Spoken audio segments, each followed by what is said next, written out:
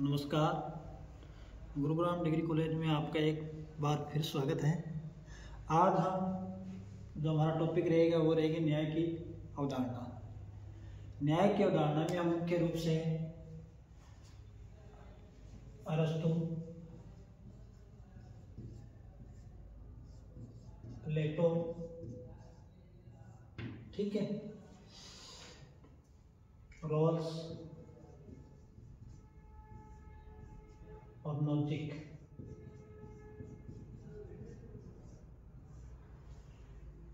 जो न्याय की अवधारणा है उसमें हम आज अरस्तु, प्लेटो, रॉल्स, नोजिक की न्याय की जो अवधारणा है उनके बारे में चर्चा करेंगे। ठीक है, तो न्याय से प्राचीन भारत में न्याय को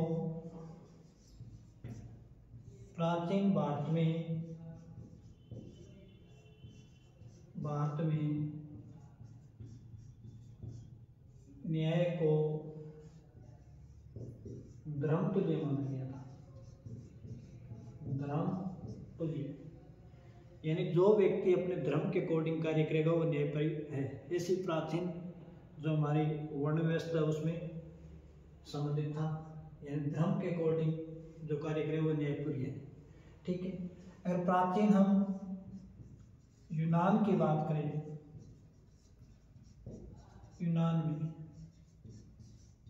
प्राचीन यूनान की हम बात करें तो परंपरागत जो न्याय था,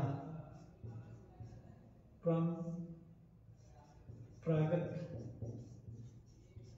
न्याय में व्यक्ति को केंद्र माना गया था, यानी व्यक्ति को मुख्य माना गया था। और आधुनिक काल की अगर हम न्याय की बात करें, आधुनिक काल में अगर न्याय की हम बात करें तो इसमें सामाजिक न्याय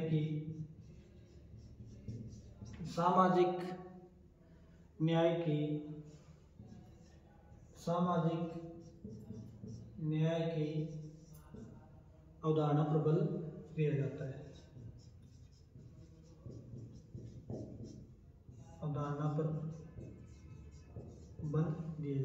यानी सामाजिक न्याय से अभिप्राय है जो समाज में पिछड़े हुए कमजोर वर्ग है उनका उत्थान करना और समाज की मुख्य धारा में लेके आना। अगर हम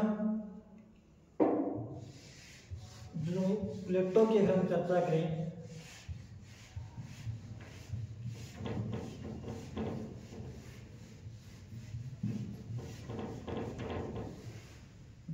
प्लेटो ने अपने न्याय से सिद्धांत की जो स्थापना करने से पहले जो सोफिस्टिक जो विचारक थे, विचारकों की आलोचना की थी। विचारकों की आलोचना कर अपना न्याय सिद्धांत प्रस्तुत किया था।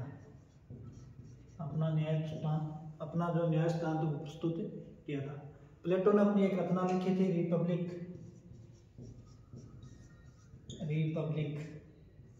ठीक है, और इस रिपब्लिक का जो मुख्य शीर्षक था वो था न्याय मीमांसा।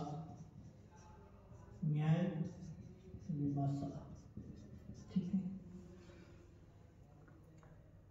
अगर प्लेटो इससे पहले जो तीन विचारक थे जिनके मतों का प्रचलन था, एक तो था सेपोल्स, एक था थ्रेसिमेक्स और एक था वुल्कॉन। प्लेटो ने तीनों सिद्धांतों की आलोचना की है। सेपोल्स था यह न्याय का परंपरावादी विचारक। सेपोल्स ये कहता है कि सत्य बोलना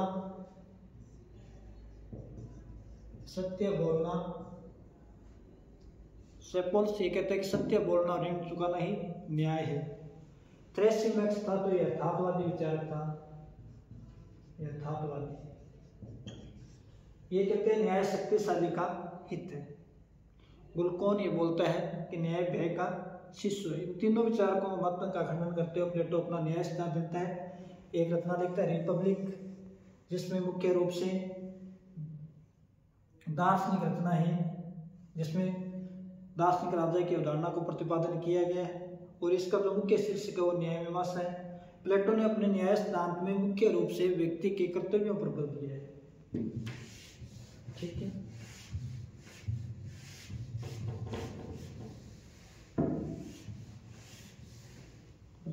प्लेटो ने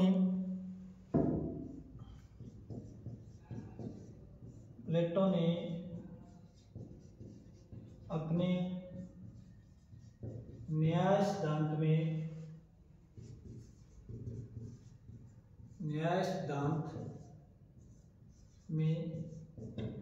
न्याय सिद्धांत में कर्तव्यों पर बल दिया है, कर्तव्यों पर बल दिया है। प्लेटो मुख्य रूप से समाज में दो प्रकार के न्याय बताता है, एक तो व्यक्तिगत न्याय और दूसरा सामाजिक न्याय। ठीक है, व्यक्तिगत न्याय और समाज को प्लेटो मुख्य रूप से 3 वर्गों में विभाजित करता है, 3 वर्गों में, जिसमें शासक, सैनिक और उत्पादक। इन 3 वर्गों में विशेष विवेक का यानी विशेष आत्मा गुण जो सृजन करता है, हर व्यक्ति में विशेष गुण होता है। शासक में ये कहता है विवेक है, सैनिक में साहस है और उत्पादक वर्ग में तृष्णा है। ठीक है, तीनों वर्ग अपने निर्धारित कर्तव्यों का पालन करते हुए समाज में शांति से रहे, वही न्याय है। इसलिए प्लेटो अपने न्याय में मुख्य रूप से किसको बल देता है? कर्तव्यों को देता है। ठीक है, प्रत्येक व्यक्ति एक निश्चित नियति के लिए समाज में आता है और अपने निर्धारित कर्तव्यों का पालन करते हुए समाज में शांतिपूर्वक जीवन व्यतीत करता है। दूसरा विचार की अगर बात करें अरस्तु, तो अरस्तु न्याय की जो परिभाषा देता है, यह देता है मानवीय नियमों का सम्मान। जो समाज में नियम बने हैं उन नियमों को अकॉर्डिंग रहने क्या है? न्याय। ये अरस्तु भी एथिक्स, अपनी बुक एथिक्स में न्याय सिद्धांत का प्रतिपादन करता है, जिसमें एक सामान्य न्याय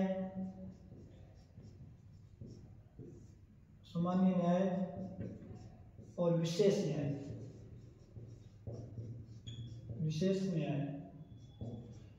न्याय को आगे 2 भागों में वितरित करता है, वितरणात्मक और सुधारात्मक।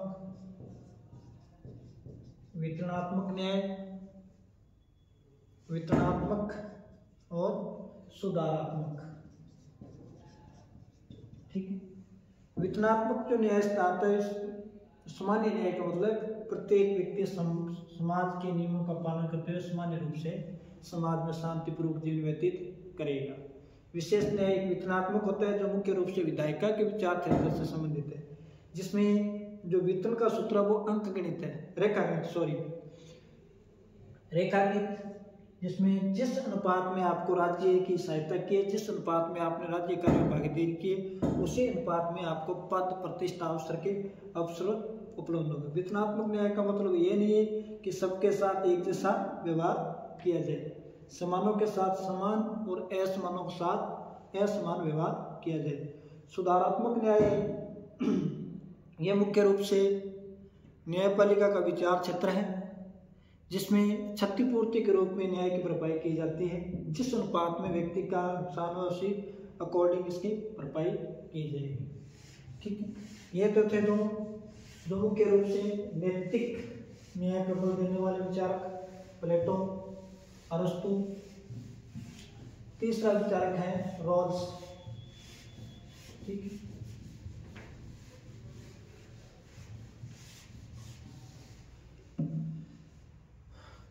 जॉन रॉल्स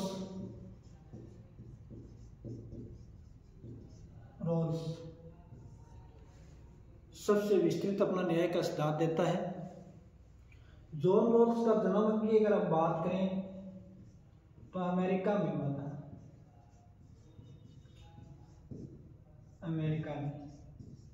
कब? 21 फरवरी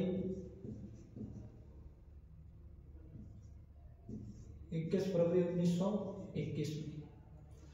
जॉन रॉल्स मुख्य रूप से अमेरिका के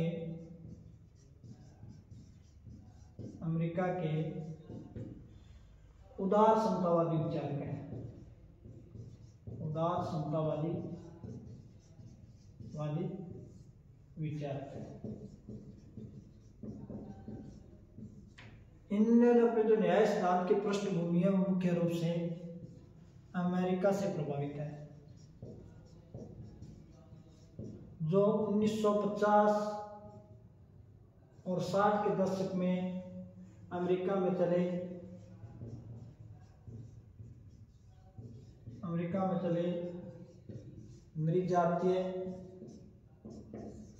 नृजातीय आंदोलन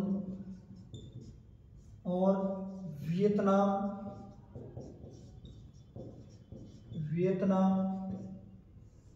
युद्ध में अमेरिका का हस्तक्षेप से संबंधित जो तनाव थी, समाज में चारों तरफ और विरोध था, श्वेत जो आंदोलन चल रहे थे, उनकी पृष्ठभूमि में इन्होंने अपना न्याय सिद्धांत की अवधारणा दी। इन्होंने समाज की विषमताओं को गहन तरीके से अध्ययन किया था। किन समस्या को लेकर समाज में संघर्ष हो रहा है, समाज की विषम परिस्थितियों का अध्ययन करते हुए विषम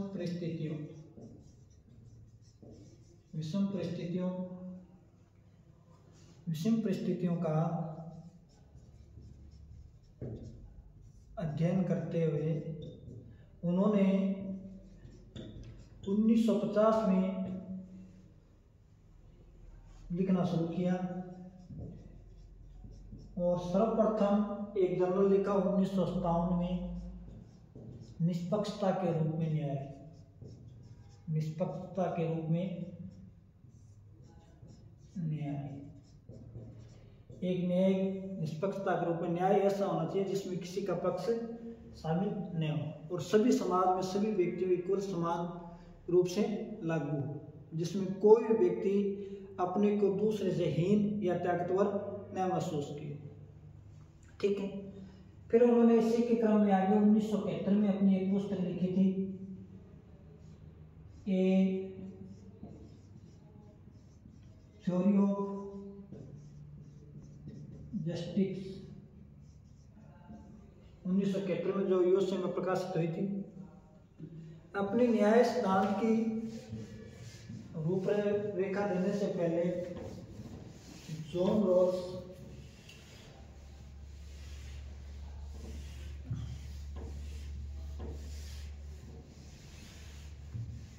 उपयोगितावादी विचारक चिकविक और बेंथम की आलोचना करता है।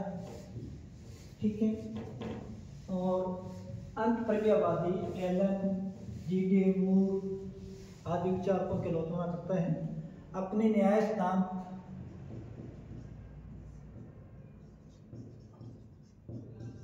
उपयोगितावादी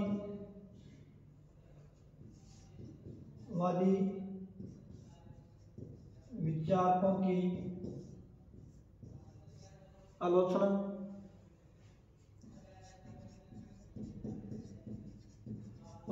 कर कांट की नैतिक प्रस्तावना का सहारा लेकर कांट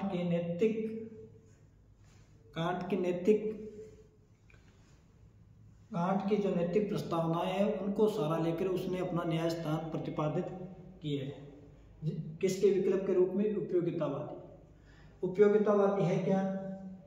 इसका सूत्र है अधिकतम व्यक्तियों का अधिकतम सुख, व्यक्तियों का अधिकतम सुख, इस अवधारणा पर कार्य करता है। कहना मतलब बहुमत को स्वीकार करता है। अगर किसी निर्णय में 51% व्यक्ति एक तरफ है और 50% एक तरफ है तो उनकी अनदेखी करता है, ये सिर्फ इनको वीरता देता है। लेकिन जॉन रॉल्स ने कांट के नैतिक प्रस्तावनाओं को स्थान देते हुए उपयोगितावादी विकल्प के रूप में अपना न्याय सिद्धांत प्रतिपादित किया। कांट ये कहता है कि प्रत्येक व्यक्ति में गरिमा होती है, प्रत्येक व्यक्ति अपने आप में एक साध्य है, दूसरे व्यक्ति उसको हितपूर्ति के लिए साधन न बनाए। ठीक है। उपयोगितावादी के साथ साथ रॉल्स ने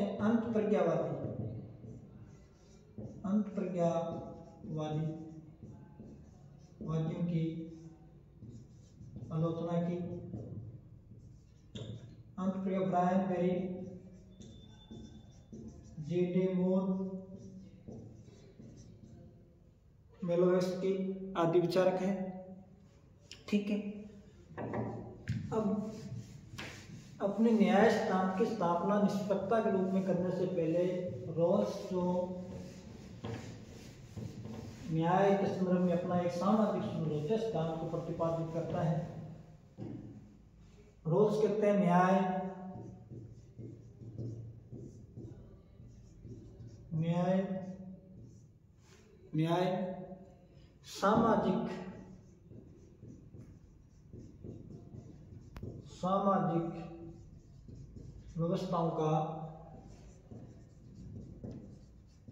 सामाजिक व्यवस्थाओं का प्रथम सद्गुण है।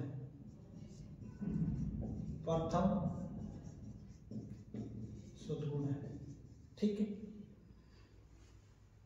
रॉल्स ये कहते हैं न्याय सामाजिक व्यवस्थाओं का प्रथम सद्गुण है। प्लेटो इस संदर्भ में कहते हैं न्याय अंतिम सर्वोच्च सद्गुण के रूप में स्वीकार करता है। ठीक है।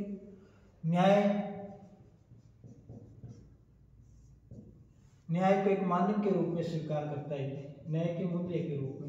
न्याय एक मानक है। न्याय समाज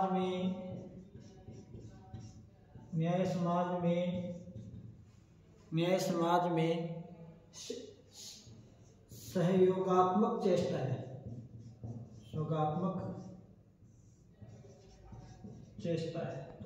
ठीक है।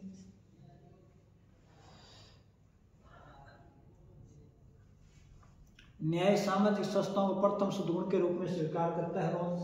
ठीक है। न्याय को एक मानक के रूप में स्वीकार करता है जिसमें सबके समान रूप से न्याय समाज में सहयोगात्मक चेष्टा है, सहयोग के आधार पर केंद्रित किसी न्याय की स्थापना हो सकती है।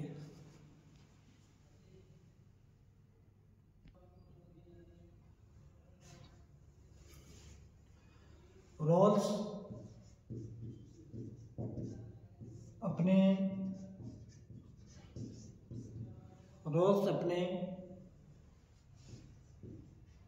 न्याय सिद्धांत को प्रतिपादन करने के लिए सामाजिक समझौता सिद्धांत का प्रतिपादन करता है, या सामाजिक समझौता सिद्धांत के संदर्भ में कुछ निर्देश देता है। सामाजिक समझौता सिद्धांत, ठीक है, जिसमें मुख्य रूप से 3 विचारकों से प्रभावित है। प्रथम विचारक है लॉक, दूसरे की बात करें हम रूसो, और तीसरा कांट। कांट से नैतिक गरिमा,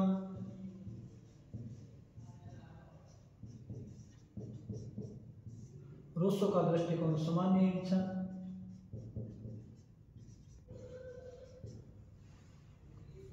और लॉक से सामाजिक समझौते की पूर्व वाली अवस्था। लोग रूसो और कांट से प्रभावित हैं, जो अपना एक सिद्धांत प्रतिपादित करता है। अब आती है मूल स्थिति। नंबर 1 पे क्या देता है? मूल स्थिति। मूल स्थिति एक काल्पनिक स्थिति है, ठीक है। कौन स्थिति है? ये राज्य के यानी सामाजिक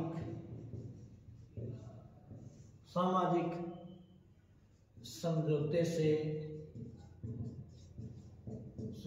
से पूर्व की अवस्था। एक ऐसी अवस्था जिसमें व्यक्ति क्या है? सब समान है, और क्या है? परस्पर स्वतंत्र है, किसी के साथ कोई भेदभाव नहीं है, सब अपने अपने मूल स्थिति में एकदम स्वतंत्र है। रूसो की जो प्राकृतिक अवस्था उसके समतुल्य, व्यक्ति सादगी से जीवन अपना व्यतीत करते हैं, तेरे मेरे की भावना नहीं है, सब समान है, सबके पास संसाधन समान है, सब इक्वल स्वतंत्र है। मूल स्थिति के कंसेप्ट देता है कि इस स्थिति में लोग क्या है, न्यायप्रिय, एक जैसे है नहीं, न्याय की स्थापना करने थे। फिर दूसरा ये कहता है अज्ञान का पर्दा। अज्ञान का पर्दा का मतलब होता है कोई भी व्यक्ति अपनी हैसियत को नहीं पहचानता, नस्ल, रंग, रूप, श्रेष्ठ सब एक ऐसे में रहते हैं, लेकिन कुछ सीमा तक वो विवेकशील है और मनोविज्ञान का ज्ञान रखने वाले हैं और समझौते की शर्तों को लागू करने के लिए, नियम बनाने के लिए उत्सुक हैं। ठीक है। तीसरे इसमें कंसेप्ट है विमर्शी समर्थव। विमर्शी समर्थव, इसका मतलब होता है कि जो भी सुधार होगा वो विचार में हल कर लिए जाएंगे। फिर रोल्स कहते हैं, अगला है प्राथमिक वस्तुएं। प्राथमिक जो वस्तुएं, इनको दो भागों में बांटता है, एक तो प्राकृतिक और दूसरी है सामान्य। सामान्य प्राकृतिक यानी जो नस्ल है, रंग, रूप, बुद्धि, इनमें आप किसी तरह कोई परिवर्तन नहीं कर सकते। सामाजिक जो समाज द्वारा जो विषमताएं पैदा की गई उनको आप निराकरण कर सकते हैं। प्राथमिक वस्तु में क्या होती है, अधिकार, स्वतंत्रता, अधिकार, स्वतंत्रता, धन संपदा, गरिमा, ठीक है, आदि।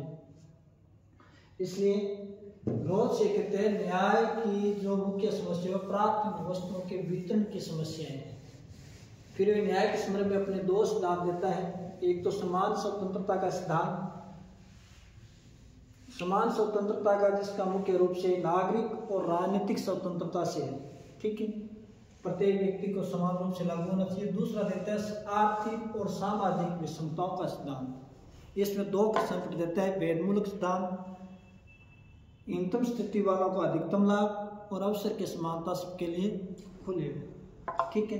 नेक्स्ट टॉपिक अगर हम थोड़ी चर्चा करें तो शक्ति पृथक्करण सिद्धांत। ठीक है, नेक्स्ट टॉपिक अगर हम चर्चा करें तो शक्ति पृथक्करण सिद्धांत। ठीक, शक्ति पृथक्करण सिद्धांत के अगर हम प्रतिपादक की बात करें तो कौन है, मोंटेस्क्यू है, मोंटेस्क्यू। ठीक है, शक्ति पृथक्करण सिद्धांत को किस राष्ट्र के संविधान, किस देश के संविधान में स्थान दिया गया तो वो है यूएस।